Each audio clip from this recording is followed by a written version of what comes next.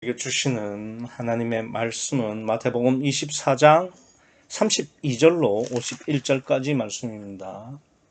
신약 성경 41면 마태복음 24장 32절로 51절까지의 말씀을 제가 봉독하도록 하겠습니다. 이 기록된 계시의 말씀을 봉독할 때에 지금도 살아 계셔서 우리 각 사람 심령 안에 실체로 거하시는 주님의 음성을 친히 들으시기 바랍니다. 무화과 나무의 비유를 배우라. 그 가지가 연하여지고 잎사귀를 내면 여름이 가까운 줄을 아나니 이와 같이 너희도 이 모든 일을 보거든 인자가 가까이 곧 문 앞에 이른 줄 알라. 내가 진실로 너희에게 말하노니 이 세대가 지나가기 전에 이 일이 다 이루리라. 천지는 없어지겠으나 내 말은 없어지지 아니하리라. 그러나 그 날과 그 때는 아무도 모르나니 하늘의 천사들도 아들도 모르고 오직 아버지만 아시느니라. 노아의 때와 같이 인자의 임함도 그러하리라. 홍수 전에 노아가 방주에 들어가던 날까지 사람들이 먹고 마시고 장가들고 시집가고 있으면서 홍수가 나서 저희를 다 멸하기까지 깨닫지 못하였으니 인자의 임함도 이와 같으리라. 그때에 두 사람이 밭에 있음에 하나는 데려 감을 당하고 하나는 버려둠을 당할 것이요. 두 여자가 매를 갈고 있음에 하나는 데려 감을 당하고 하나는 버려둠을 당할 것이니라. 그러므로 깨어 있으라.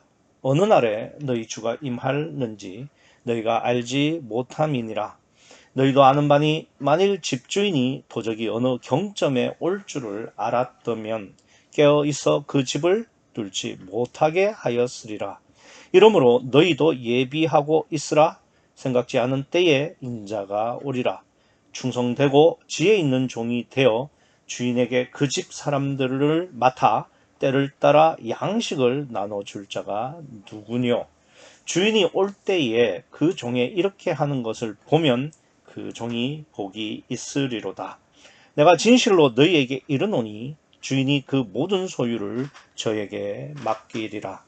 만일 그 악한 종이 마음에 생각하기를 주인이 더디 오리라 하여 동무들을 때리고 술친구들로 더불어 먹고 마시게 되면 생각지 않은 날 알지 못하는 시간에 그 종의 주인이 이르러 엄히 때리고 외식하는 자의 받는 율에 처하리니 거기서 슬피 울며 이를 갈미 있으리라. 아멘. 오늘 본문에서도 제기해야 할 정당한 의문이 뭘까? 첫 번째 절인 32절을 한번 보시겠습니다. 무화과 나무의 비유를 배우라. 그 가지가 연하여지고 잎사귀를 내면 여름이 가까운 줄을 아나니. 이 말씀 보시고 좀 이상하지 않아요? 전 좀 이상했는데. 왜냐? 아니 그러니까 가지가 연해지고 꽃이 피면 또 잎사귀를 내면 여러분은 봄이 왔다라고 생각합니까? 여름이 가까웠다고 생각합니까? 아니 꽃 피면 봄이다. 야 이제 봄이 왔다. 이렇게 생각하지. 야 이제 여름이 가까워졌네. 이렇게 생각합니까? 좀 저는 이 말 자체가 좀 이해가 안 됐어요. 아니, 물론 틀린 말은 아니죠. 가지가 연해지고 잎사귀가 나고 무화과 나무는 이제 말 그대로 무화과 꽃이 없다라는 말이지만 사실 꽃이 없는 건 아니고 그 열매 안에 꽃이 이제 그 숨어 있는, 그래서 이제 무화과 겉으로 보기엔 꽃이 없다는 건데 어쨌든 그러니까 가지가 연해지고 잎사귀가 나면 그때는 봄입니다. 봄. 그래서 무화과는 두 번 열매를 맺어요. 봄 무화과 그리고 여름 무화과. 여름 무화과가 실제로 이제 그 먹는, 물론 봄 무화과라고 해서 못 먹는 건 아니지만 여름 무화과에 비하면 굉장히 좀 질도 낮고 크기도 작고 그래요. 그래서 어쨌든 봄에도 이제 그 열매를 맺긴 맺는데 그때 가지가 연해지고 잎사귀가 납니다. 그러면 어쨌든 가지가 연해지고 잎사귀가 나면 봄이라고 생각을 하지 왜 여름이 가까운 줄 알라. 이건 좀 틀린 말은 아니지만, 그러니까 봄 오면 다음에 여름이 오는 거지만 봄이 왔다고 하지 무슨 여름이 가까웠다 이렇게 말을 하는 사람은 거의 없지 않나 이런 생각이 됩니다. 뭐 어쨌든 예수님은 의도적으로 지금 이제 여름이라는 계절에다가 좀 초점을 맞추는 것 같아요. 뭐 여름이 중요하니까 뭐 그러니까 그 봄의 현상인 가지가 연해지고 잎사귀가 나는 것을 말하면서도 여름이 가까운 줄 알라 이렇게 말씀하셨겠죠. 그러면 이제 당연히 우리가 기대하는 건 뭐냐면 그러면 이제 그 여름이라는 게 뭐냐 이런 걸 우리가 생각을 할 수밖에 없잖아요. 그래서 여름에 대한 설명이 있겠거니 하고 딱 보면은 여름에 대한 설명이 전혀 없어요. 그냥 여름이 가까운 줄만 알라는 거죠. 여기서 본문을 우리가 쭉 보시면 아시겠지만 뭐 여름은 대환란입니다. 그렇죠? 그리고 이 봄, 그러니까 여름이 되기까지의 봄이 이제 그 대환란까지의 그 종말의 징조의 시기가 되겠죠. 그러면은 뭐 어쨌든 대환란이 중요하다고 생각을 말씀하셔서 여름이 가까운 줄로 알라 그러면 대환란에 대해서 뭐 기록해야 되는 건데 여기 51절까지 보면은 뭐 대환란에 대한 이야기는 뭐 없다고 해도 과언이 아니죠. 뭐 문맥으로 보면 이게 대환란으로 생각할 수 있다. 뭐 이 정도는 있을 수도 있어도 직접적으로 대환란에 대한 이야기는 없다는 거죠. 그럼 뭐하러 이렇게 말씀하시냐 이거죠. 그러니까 사실은 대환란이라는 것이 굉장히 중요한 기독교적 이슈이기는 해요. 그게 굉장히 중요한 이야기죠. 그러나 예수님은 지금 대환란에 초점을 두시는 게 아니라 사실은 대환란까지의 징조, 그 전까지의 시간, 그 전까지의 우리가 어떻게 하나님을 믿느냐가 더 중요하기 때문에 그냥 32절에 여름만 이야기하고 나머지는 그 여름이 되기까지의 우리가 어떻게 여름을 피할 수 있느냐, 대비할 수 있느냐, 뭐 그런 이야기를 하고 있는 거죠. 그래서 지금까지 우리가 그 마태복음 24장에서 예수님께서 누누이 말씀하신 것처럼 대환란을 피하고 도망치고 기도하고 그런 내용을 오늘 본문, 그러니까 마지막 단락입니다. 24장의 마지막 단락에서도 여전히 똑같이 말씀하신다. 이렇게 보시면 되겠습니다. 그래서 여기 보시면 32절 끝에 여름이 가까운 줄을 아나니 라는 것이 이게 그냥 알다라는 말이 이제 기노스코가 대표적인 단어가 되는데 요게 이제 그냥 기노스코가 아니에요. 에피기노스코입니다. 그러니까 이제 그냥 아는 게 아니라 우리가 알고 있는 그 지식과 상식보다 한자 깊이, 그러니까 영적으로 알라는 거죠. 그러니까 지금 이 32절은 그냥 자연의 현상을 알라는 이야기가 아니라 우리가 그러니까 봄이 오면 여름이 가까운 줄을 알아야 하듯이 지금 우리에게 일어나는 징조들이 그러니까 대환란까지 가는 그 과정의 징조이고 대환란까지는 가지 말고 우리가 이 대환란까지 가는 이 시기에 이 과정 속에서 되도록이면은 거듭나자. 이 말씀을 하시려고 이 아나니라는 말을 그냥 기노스코로 쓰지 아니하시고 에피기노스코라고 말씀을 하셨다. 이렇게 생각을 하셔야 됩니다. 그래서 여름이 가까운 줄을 그냥 알지 말고 영적 의미로 알아라. 즉 대환란 전까지 구원받을 생각을 하라는 게 예수님의 말씀입니다. 그래서 33절에 보시면은 이와 같이 이 모든 일을 보거든 인자가 가까이 곧 문 앞에 이른 줄 알라라고 이야기했습니다. 인자의 오심은 재림 예수님을 말하죠. 그죠? 그래서 그 재림 예수에 대해서는 말씀하세요. 왜냐하면 재림 예수님이 대환란 직전에 오시니까. 그러니까 재림 예수까지도 이야기를 하시는데 대환란에 대한 말씀은 안 하신다는 게 포인트입니다. 그러니까 대환란이 굉장히 중요한 그 기독교적 사건이긴 하지만 사실 그 대환란까지는 예수님께서 가라고 하시지 않아요. 그 전까지. 그러니까 재림 예수가 올 때 그때까지 구원을 받으라. 그렇게 생각해라. 그거를 알아라. 에피기노스코로 말씀하신다 이거죠. 그래서 이제 34절에 보면은 내가 진실로 너희에게 말하노니 이 세대가 지나가기 전에 이 일이 다 이루리라. 그러니까 이 세대가 어느 세대겠습니까? 이 세대가. 그러니까 대환란 직전까지의 세대, 즉 성령이 내주해서 임마누엘을 이룰 수 있는 교회. 그러니까 교회 시대를 살고 있는 세대, 즉 신약 시대를 말을 하는 겁니다. 그러니까 대환란이 시작되면 성령은 역사를 안 한다고 말씀하셨죠. 그죠? 말씀드렸죠. 그러니까 대환란이 시작되면은 뭐 내주 이런 건 절대 없습니다. 물론 천년왕국에서도 내주는 없어요. 그러니까 그 대환란이 올 때까지 성령이 더 이상 역사를 하지 않을 때까지 뭐 물론 3.5년까지입니다만은 어쨌든 그때까지 너희가 다 이루어야 된다. 뭘요? 성령을 내 마음의 주인으로 모셔드리는 임마누엘. 요걸 이루어서 너희가 대환란을 여름을 피하라 이겁니다. 그 점을 아셔야 돼요. 그래서 사실은 예수님께서 이 말씀을 하시는 이유는 그러니까 신약 시대, 교회 시대까지만 내가 너희를 책임지겠다. 대환란 때부터는 니들이 각자 도생하라 이거예요. 참 무서운 말씀이시죠.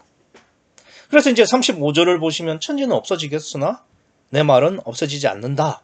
그러니까 대환란으로 말하면서 뭐 천지가 개벽하고 뭐 난리를 치더라도 이 세대가 지나기 전에 이 일이 다 이룬다. 그러니까 성령으로 말미암아서 임마누엘 받는 그 사람은 반드시 대환란 전까지는 구원받는다 이겁니다. 그러니까 예수님의 말씀은 절대 없어지지 않는다. 즉 성령으로 거듭나기만 하면 야 대환란이 너희랑 무슨 상관이야 이 말씀이시죠. 그러니까 예를 들어서 대환란이 우리 시대에 오지 않는다고 칩시다. 내가 죽을 때까지 대환란이 실제로 오지 않는다고 칩시다. 그러면 죽음이라는 게 우리한테는 대환란 아닙니까? 그냥 끝나는 거니까. 그 전까지 네가 성령으로 거듭나면 죽음이 무슨 의미가 있냐는 거죠. 내가 죽어도 성령으로 거듭나 있으면은 천국 가는 거잖아요. 그러면 죽음이 나한테 무슨 의미가 있어요? 아무 의미가 없죠. 마찬가지죠. 대환란이 아무리 천지가 개벽하고 뭐 천지가 없어지고 막 난리를 쳐도 실제로 보면 산이 들려서 바다에 던져집니다. 요한계시록에 보면. 그런데 그러한 뭐 난리 법석이 있어도 거듭나면 상관이 없죠. 왜냐? 거듭나면은 예수님이 오실 때, 즉 재림 예수님이 인자가 임할 때 나는 휴거 받을 거니까. 대환란하고 나오는 상관이 없죠. 그러니까 그렇게 하라는 이야기입니다.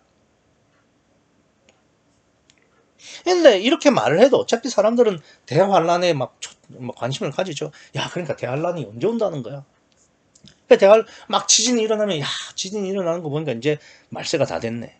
전쟁 막 일어나면 야, 이제 진짜 다 되긴 다 됐나 보다. 이렇게 자꾸 어떤 징조나 무슨 뭐 이벤트나 이런 거에 자꾸 신경을 써요. 그래서 막 사람들이 예수님은 대환란을 피해서 성령으로 거듭나라. 그러면 끝이다. 라고 말하는데 사람들은 자꾸 그냥 대환란의 징조와 대환란에다가 막 자꾸 초점을 두는 겁니다. 사람이 그럴 수밖에 없죠. 보이는 게 전부니까. 그러니까 예수님께서 36절에 그런 말씀하십니다. 그러나 그날과 그때는 아무도 모른다고. 그러니까 천사도 모르고 심지어 성자인 하나님의 아들인 나도 몰라. 오직 하나님만 아버지만 아셔. 그러니까 니들이 걱정해야 될 것은 대환란이 언제 오고 대환란의 징조가 무엇이고 이런 게 중요한 게 아니고 그 전까지 너희가 거듭날 궁리만 하라 이겁니다. 이 점을 아셔야 돼요. 그래서 예수님께서 노아의 홍수를 예로 드시는 거예요. 그래서 이제 37절부터 이제 노아의 홍수에 대한 이야기를 하시는데, 그러니까 노아 홍수 역시 대환란처럼 전 지구적인 환란이죠. 그러니까 왜냐면은 물이 전 지구를 이렇게 덮는 거예요. 덮어가지고, 그러니까 그 모든 숨을 쉬는 기식하는 생명체는 다 죽습니다. 다 죽어요. 오직 누구만 살았냐? 사람은 노아 식구들, 노아랑 노아의 세 아들이랑 며느리 이렇게 8명, 그리고 하나님께서 방주에 드리라고 했던 그 동물들만 살아남은 겁니다. 그렇게 이 노아의 홍수도 전 지구적 대환란이 되는 거죠. 근데 노아 홍수 때 사람들이 그러면 다른 사람들, 그러니까 노아의 식구들을 제외한 다른 사람들은 왜 구원을 못 받았느냐? 그걸 예수님께서 설명을 하시는 거죠. 그래서 37절을 보면 이렇게 말씀하시죠. 노아의 때와 같이 인자의 임함도 그러하니라. 그러니까 대환란 때나 노아의 홍수 때나 원리는 같다 이거예요. 원리는 같다. 그럼 어떻게 같으냐? 38절. 홍수 전에 노아가 방주에 들어가던 날까지 사람들이 먹고 마시고 장가들고 시집가고 있으면서, 그러니까 지금 예수님이 말씀하시는 노아 홍수 때 노아 식구 8명을 제외한 나머지 이 지구에 살던 사람들이 왜 심판받았느냐 하면 그 이유가 36절입니다. 먹고 마시고 장가들고 시집가고, 요거라는 겁니다. 여러분 이해가 되세요? 그러면 먹고, 여러분 안 먹습니까? 마시고는 뭐 포도주와 같은 뭐 술을 의미합니다. 그러면 뭐 꼭 술이 아니더라도 예를 들면 뭐 음료수, 커피, 뭐 그 사람이 즐길 만한 것들, 뭐 운동, 뭐 골프, 등산, 뭐 이런 거 다 포함해서요. 그런 거 안 하시나요? 시집 장가, 이거는 일륜지 대사잖아요. 그러면 먹고 마시고 시집 장가, 이게 왜 죄가 되는 거죠? 아니 지금 예수님의 말씀은 뭐냐면 노아 홍수 때 사람들이 왜 심판을 받았느냐?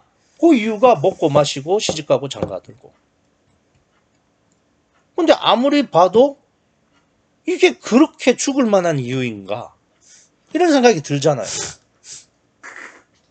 그러면 예수님이 왜 이런 말씀하셨을까? 그러니까 노아 홍수 당시의 사람들이 이렇게 산 게 뭐가 죄가 되냐 이거죠. 여기 보시면 이렇게 돼 있죠. 39절에 홍수가 나서 저희를 다 멸하시기까지 깨닫지 못했대요. 그러니까 깨닫지 못한 게 죄가 되는 거죠. 그럼 뭘 깨닫지 못했다는 거냐? 뭐 무식하다는 게 죄냐? 그럼 뭐 대학교 나온 사람 이하로는 다 죽어야 된다는 거냐? 아니 대학교도 안 돼. 대학원까지. 그럼 대학 졸업자들도 다 죽어야 돼. 그런 이야기냐? 그게 아니죠.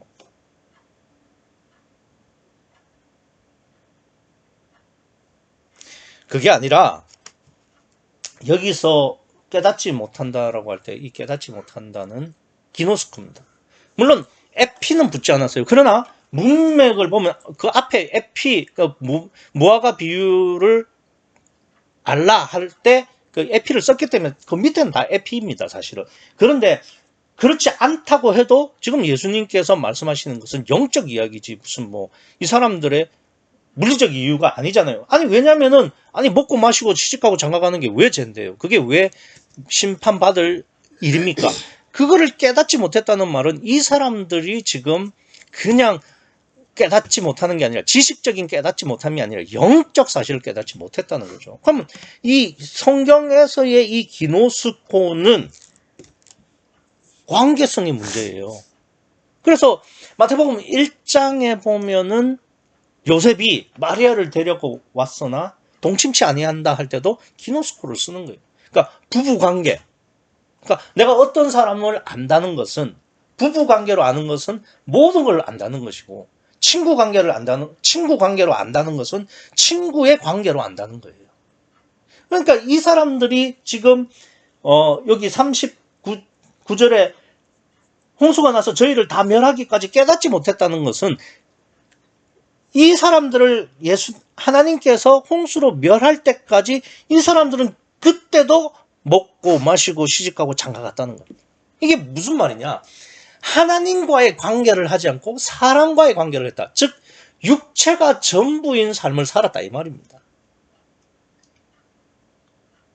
그러니까 하나님과 기노스코, 하나님을 알고 하나님과 관계를 해야 되는 건데, 그래야 되는 건데, 사람들은 먹고 마시고, 그러니까 먹고 마신다는 게, 아니, 살아남으려면 육신의 삶을 살려면 먹어야 되는 거 아니에요? 그리고 육신을 즐겁게 하려면 마셔야 되는 거고, 그리고 육신을 연장시키려면 시집가고 장가가야 되는 거죠. 그게 다 뭉쳐놓으면 뭐냐면 육체를 위한 삶이라는 거죠. 그러니까 그것만 했다는 거예요. 그것만. 하나님과의 관계는 안 하고.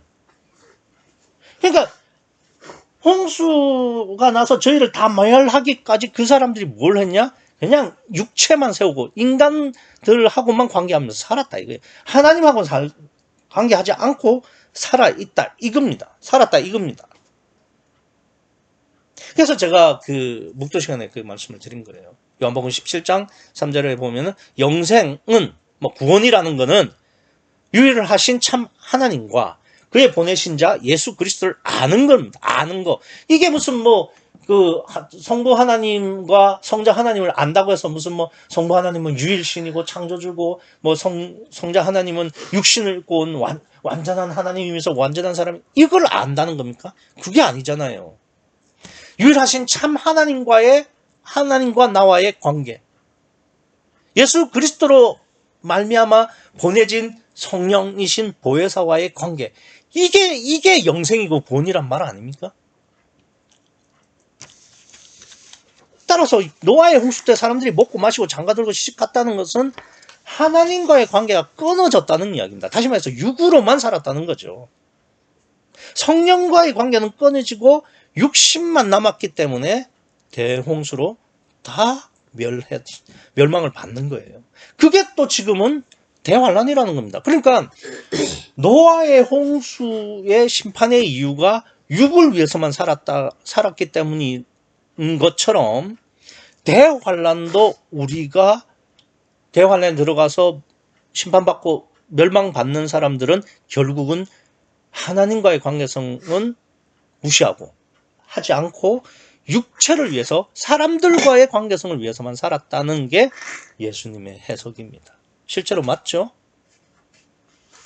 그러니까 내 삶에 하나님이 안 계시면 그게 곧 심판입니다. 심판.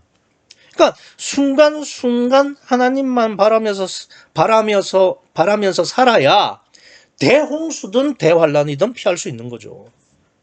어느 정도로 바라야 되느냐? 아니 지금 노아의 가족들은 구원 받았잖아요. 그럼 노아처럼 하면 되는 거죠. 노아는 어느 정도로 바랬는데요. 노아는요, 하나님께서 방주 만들라고 했을 때 한마디도 안 하고 그대로 순종했습니다. 근데 한번 보세요. 이 방주라는 게 여러분은 어느 정도의 규모라고 생각하세요? 방주가 22.5m 곱하기 세로로, 그러니까 가로 22.5, 세로 135.5 이 정도 됩니다. 이게 얼마 정도의 크기냐? 축구장 있죠. 축구장. 보통 우리가 아는 축구장의 한 배 반. 그러니까 축구장 하나에다가 한 편의 진영을 더 합쳐놓은 그 정도의 크기예요. 거기다가 높이는 13m, 약 4층 건물입니다. 그러니까 축구장 하나 반만한 넓이의 4층 건물로 된 게 방주의 크기입니다. 작은 규모가 아닙니다. 그런데 이거를 누가 만들었는데요? 노아와 그 아들 셋, 셈, 함, 야벳. 남자 성인 4명이 아무리 뭐 같이 협력해서 돕고 그러니까 아내들도 돕긴 도왔겠죠. 뭐 바빠했을 거고 뭐 같이 또 도와주기도 했겠죠. 근데 뭐 남자 넷이서 축구장 하나 반만한 그 4층짜리 그 방주를 그 당시는 뭐가 있습니까? 그냥 나무로 다 했죠. 그 무슨 뭐 기계가 있습니까? 자기들이 직접 뭐 그냥 톱이나 제대로 있었나 모르겠어요. 어쨌든 그걸 만들었습니다. 그 얼마나 걸렸을까요? 얼마나 걸렸을 것 같습니까? 아니 전승에 의하면 120년 걸렸대요. 그런 성경에도 없는 이야기는 하면 안 되고, 그러나 분명한 것은 120년인지 아닌지는 모르겠지만 이 네 사람이 축구장 하나 반만한 4층 건물의 규모의 방주를 만드는데 1, 2년 가지고는 안 되죠. 엄청 시간이 걸렸을 겁니다. 그런데 그럼 그 만들 동안은 노아와 그 가족들은 생계는 어떻게 유지했습니까? 일하면서 했습니까? 아니요. 거기에 전념했겠죠. 그럼 생계는 어떻게 했을 거예요? 하나님이 책임져 주시겠죠. 그 정도로 바라고 그만한 관계가 있어야지 방주를 탈 수 있는 자격이 되는 거예요.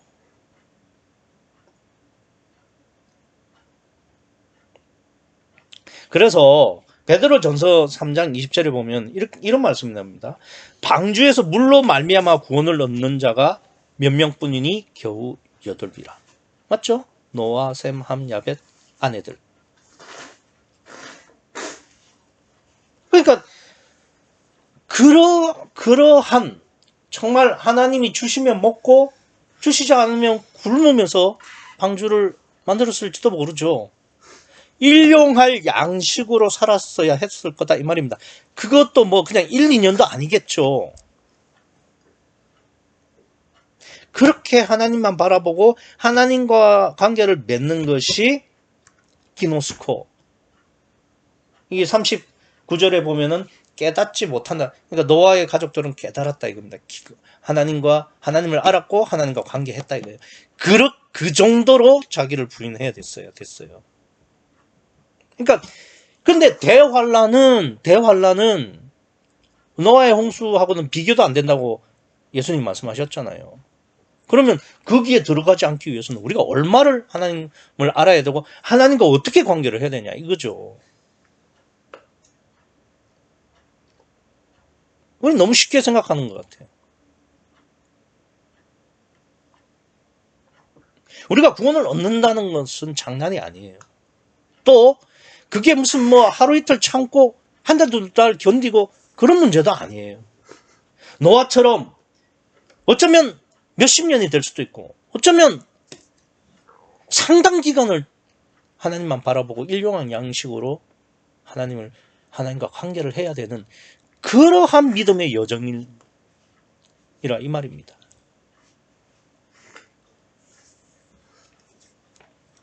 그래서 예수님은 대환란은 생각하지 말라는 거죠. 아니 노아와 노아의 식구들이 무슨 대홍수 생각하면서 방주 지었겠습니까? 그냥 방주 짓는 거예요. 하나님만 바라보고. 그러니까 우리도 노아처럼 그냥 대환란 생각하지 말고 예수님이 하라는 대로 그렇게 살아가면 되는 거예요. 그래서 예수님은 일부러 대환란 이야기 하시지 않아요. 대환란 전까지 내 말만 듣고 나만 따라와라. 나하고만 관계하자. 이 이야기를 하시는 거죠.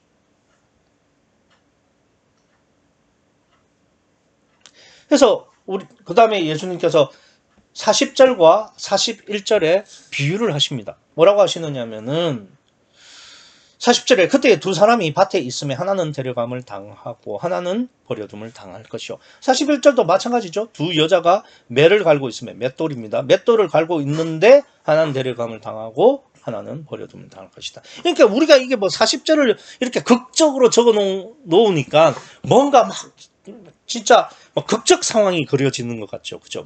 어느 날 갑자기 대환란이 딱 시작되면 한 사람은 쑥 사라지고 한 사람은 밭에서 같이 일하고 있는데 어디 갔어?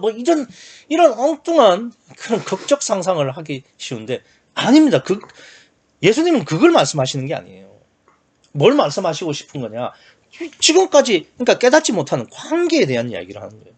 그러니까 데려감을 당한 사람은 그 대환란 날, 그러니까 휴거가 되는 날, 예수님이 공중 재림하시는 날 갑자기 예수님하고 관계가 돼서 휙 사라지는 게 아닙니다.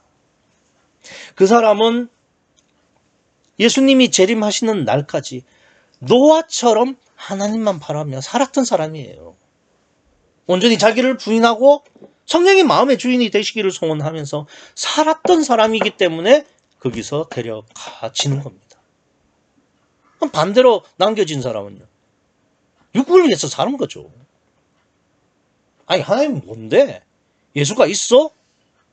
야, 무슨 성령으로 거듭난다는 그런 말도 안 되는 소리를 해.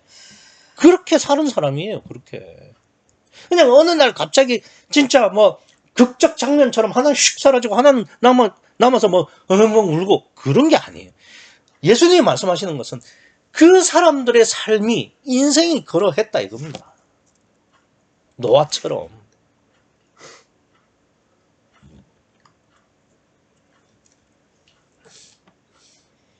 그래서 여기 보시면은 이 데려간다라는 말이 빠라람바노예요. 빠라. 여러분 잘 아시죠? 빠라클레토스. 빠라클레토스라고 할 때 이 빠라가 옆이란 뜻이고 클레토스가 도움자, 조력자라는 뜻입니다. 그러니까 옆에서 돕는다. 옆이 어딘데요? 내 바로 심령에서 연합해서. 그러니까 빠라라는 말은 그 관계가 하나로 연합되어 있다 이런 뜻이죠. 빠라람바노는 원래의 뜻은 준다는 뜻인데 영접하는 자, 곧 그 이름을 믿는 자를 할 때도 이 영접이 람바노입니다. 그러니까 소유한다는 것이고, 아니 그러니까 그 가진다는 말이 소유한다는 뜻이고, 소유라는 것이 내 손에 있는 것이고 나와 연합되어 있다는 것이니까 영접이라고 번역이 가능하고, 람바노가 그러니까 소유란 뜻이 아니에요. 사실은 그 관계적으로 하나가 됐다는 뜻입니다. 그러니까 빠라람바노라는 말이 뭡니까? 그러니까 성령과 옆에서 연합되어 있다는 뜻이죠. 그런 사람이 이게 현재예요. 그럼 현재라는 말은 뭐냐면 그게 한 번이 아니라 계속 된다는 뜻입니다. 헬라어에서는. 그러니까 이 사람은 데려감을 당한 사람은 성령과 연합해서 계속 살아왔단 말이고, 여기 버려둠이라는 말은 똑같아요. 뭐라고 되어 있냐면은 아포히엠입니다. 아포는 분리된다 뜻입니다. 아포스톨로스라는 말이 사도란 뜻인데 여기서 아포스톨로스는 아포라는 말이 보내어진 자라는 뜻이에요. 그러니까 사도라는 말 자체가 보내어진 자라는 뜻입니다. 어디에서 분리가 돼서. 그러니까 아포히엠이라는 말은 분리가 돼 있다는 거죠. 히에미는 그러니까 서 있다. 그 다음에 내던져지다 이런 뜻이에요. 내던져져서 따로 서 있다. 그게 버려둠이라는 말의 헬라어입니다. 그러니까 아포 히에미 아포는 분리되어서 히에미 버려져 서 있다. 그러니까 분리되어 버려져 서 있다. 어디에서 분리되고 어디에서 버려져 있을까요? 성령으로부터. 이것도 현재예요. 그냥 이때만 분리된 게 아니라 이 사람의 삶이 그랬다 이 말입니다.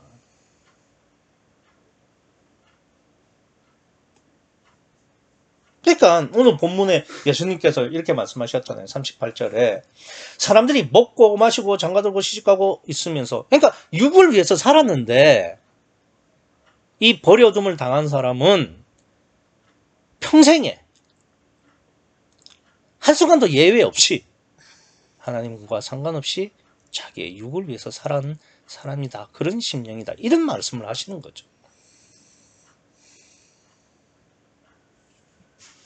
요즘 사람들 영적으로 관심이 점점 떨어지죠. 하나님에 대해서 관심도 없고 영적인 이야기하면 무슨 고리타분한 이야기 하냐고 그래.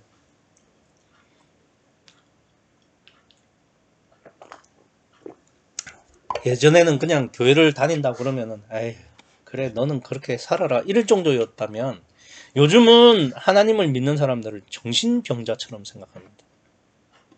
그만큼 지금 육은 진짜 물질이 하나님이 된 것처럼 신처럼 여겨지고 보이는 게 육체가 전부예요. 사람들이 실제로 38절 말씀처럼 먹고 마시고 취직하고 장가가고 하지 않습니까 요즘? 막 그럼 믿는 사람들은 먹지도 않고 뭐 마시지도 않고 십장가도 안 가냐? 그런 이야기가 아니잖아요. 마음에 누가 있느냐? 어떠한 가치관으로 살아가느냐? 이런 문제잖아요. 그래서 40절과 41절에 비유를 하신 다음에 예수님께서 42절에 그러므로, 그러니까 하나는 늘 하나님만 바라고 하나님과의 관계를 했던 심령이었고, 하나는 반대로 늘 육체를 위해서 살았고 하나님과 관계없이 살았. 그 두 심령을 내가 비교했는데, 그렇기 때문에 그러므로 깨어 있으라는 겁니다. 뭐 제가 헬라어를 자꾸 말씀드려서 죄송하지만 이 깨어 있으라는 말이 그레오라는 단어입니다.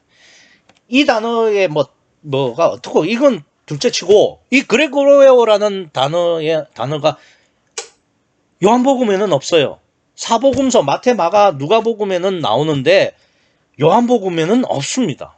그리고 누가복음에는 3번 나오는데 한 번, 그 3번이 전부 종말에 관련된 거고, 물론 마태, 마가도 마찬가지고요. 그러니까 누가복음도 딱 3번, 실제로는 2번입니다. 2번 쓰이고 요한복음은 아예 없어요. 그러니까 깨어 있으라는 말이 뭡니까? 결국은 요한복음에는 없다. 그러니까 요한복음에는 그레오를 할 필요가 없다는 거죠. 왜? 이미 성령과 연합이 돼 있으니까.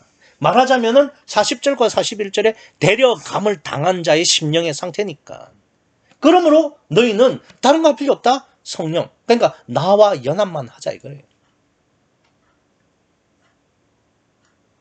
어느 날에 너희 주가 임할는지 너희가 알지 못함이니라.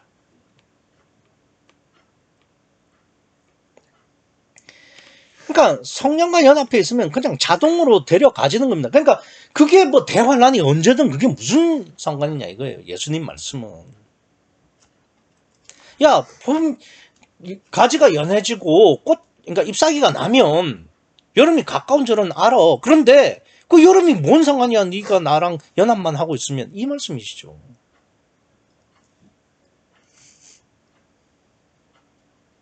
그러니까 노아처럼 다 포기하고 하나님만 바라면은 데려간다는 거죠.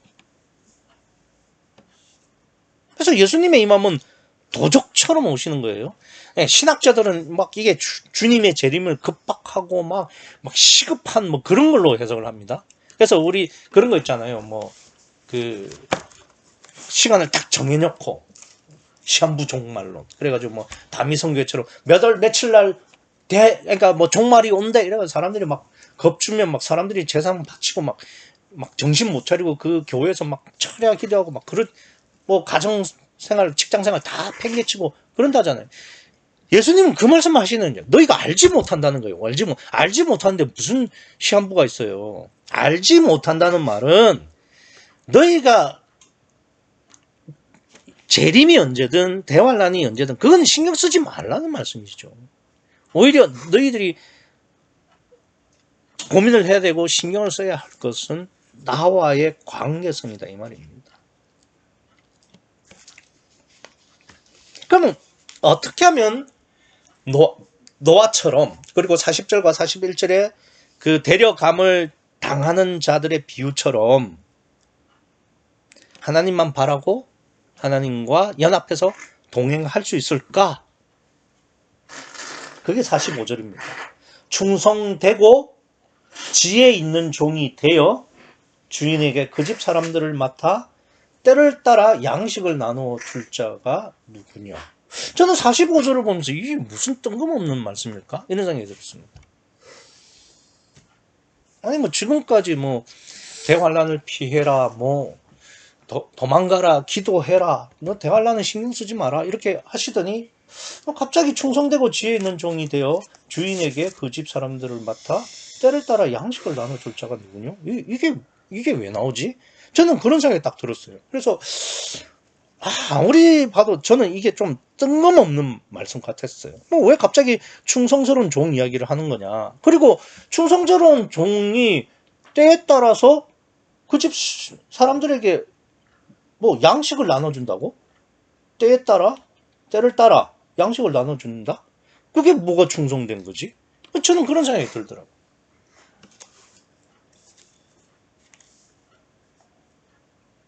근데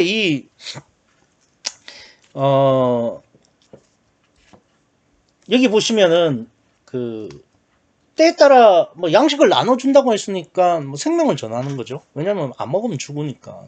그러니까, 그, 때에 따라 양식을 나눠준다는 것은 그 사람들에게 생명을 전한다. 이런 뜻이니까, 뭐, 복음이라고는 저는 생각이 들었어요. 복음. 아, 복음이구나. 근데, 복음이랑 지금 예수님이 말씀하신 뭐, 노아의 홍수니, 뭐, 데려가고 이건 무슨 상관일까? 아, 그러면 이런 복음으로 우리가 믿고 살면은, 그러니까, 노아처럼 구원을 얻는 것이고, 데려감을 당한 사람의 믿음으로 살 수 있겠구나.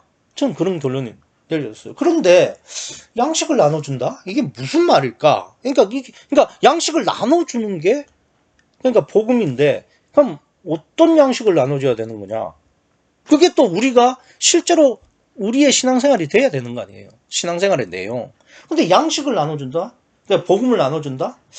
이 복음이 어떤 거지? 라는 고민을 했는데 이 양식을 내가 한번 헬라어를 찾아봤어요. 그랬더니 이 양식이 메뚜기입니다. 메뚜기예요, 메뚜기. 그러니까 침례 요한이 광야에서 메뚜기와 그의 양식은 메뚜기와 석청이었더라 할 때 이 메뚜기가 오늘 본문에서는 양식으로 번역되어 있는 거예요. 아니에요. 메뚜기입니다. 그럼 왜 메뚜기를 때에 따라 양식을 그러니까 때에 따라 메뚜기를 나눠주는 것이 충성된 종이냐?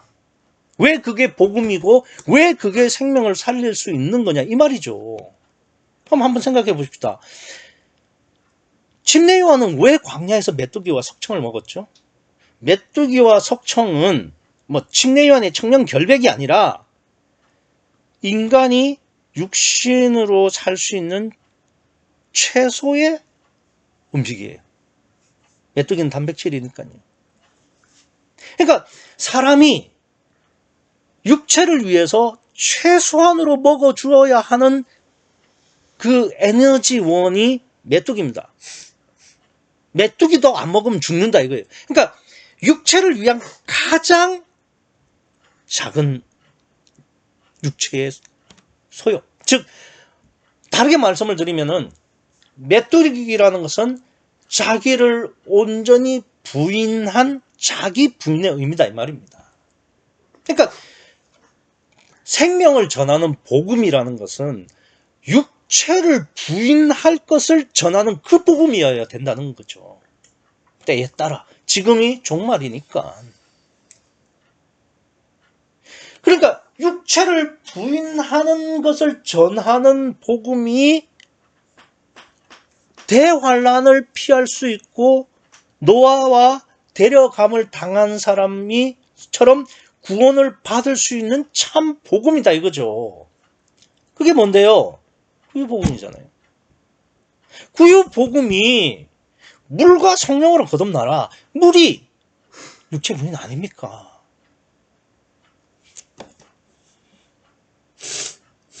충성되고 지혜 있는 종, 꼭 목회자가 아니라도 상관없어요.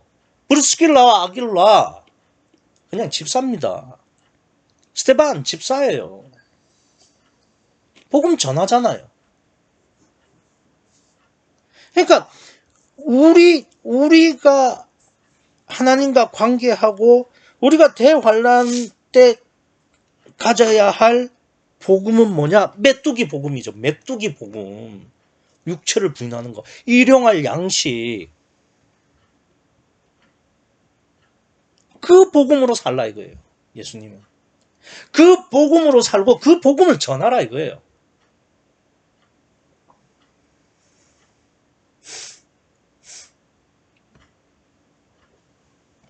그러니까 노아가 모든 걸 포기하고 하나님만 바라보면서 방주를 만들었던 것처럼 우리도 온전히 자기의 육체를 부인하고 성령으로 거듭나야 되는 거죠. 그러니까 세상은 날로 육이 신이 되어가고 교회마저 하나님이 아닌 사람을 보라고 가르칩니다. 이웃을 사랑하라? 존경받는 교회가 되자? 아니 사람들한테 뭐하러 존경을 받아요 교회가? 아니 뭐 손가락질을 받으라는 이야기는 아니고 교회가 하나님만 관심을 둬야지 뭐하러 사람에다가 관심을 두냐고요.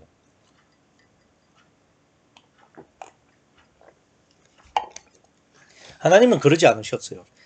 메뚜기를 전하라 이거예요. 메뚜기를 양식으로 전하라 이거예요. 왜? 그게 육체를 부인하는 길이니까. 아니 일용할 양식을 받은 사람은 어쩔 수 없이 기도할 수밖에 없잖아요. 하나님과 관계를 할 수밖에 없고 그러면 오직 성령일 수밖에 없고 예수님은 기름진 양식을 먹으라고 하지 않았습니다. 그런데도 여기에서는 지금 양식 먹으라고 번역을 해놓은 거 보세요. 예수님은 메뚜기를 전해라고 그랬습니다.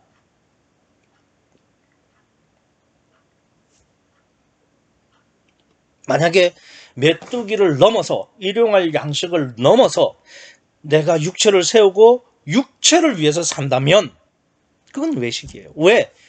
그 다음부터는 성령이 내 마음에 있을 이유가 없어요.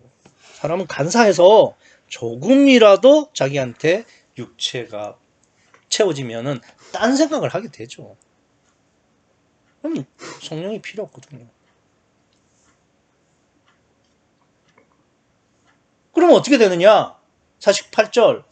만일 그 악한 종이, 악하다는 말은 그렇습니다. 그러니까 마음에 성령이 없는 종이 마음에 생각하기를 주인이 더디온다. 그러니까 자기 중심적이라는 거죠. 이미 주인이 어떻게 할까를 생각하지 않고 자기가 중심이 된 거예요. 49절. 동물을 때리고 동물을 때렸다고 하니까 무슨 폭력 이런 거 생각하는데 그게 아니라 그만큼 육적으로 강자라는 이야기입니다. 그리고 술 친구들, 그러니까 육을 향유하면서 육을 즐기면서, 그러니까 육을 위해서 산다는 거예요. 그러니까 동무들을 때리고 술 친구들로 더불어 먹고 마신다는 것이 다 육을 위해서 산다는 뜻입니다. 육적 강자로서. 그러면 어떻게 되느냐? 생각하지 않는 날, 알지 못하는 시간에 그의 주인이 이르러 엄히 때리고 외식하는 자의 율. 왜? 그 안에 성령이 없으니까. 그러면 슬피 울며 이를 갈게 된다는 거죠. 그러니까 우리는 어떻게 살라? 메뚜기로 살아라.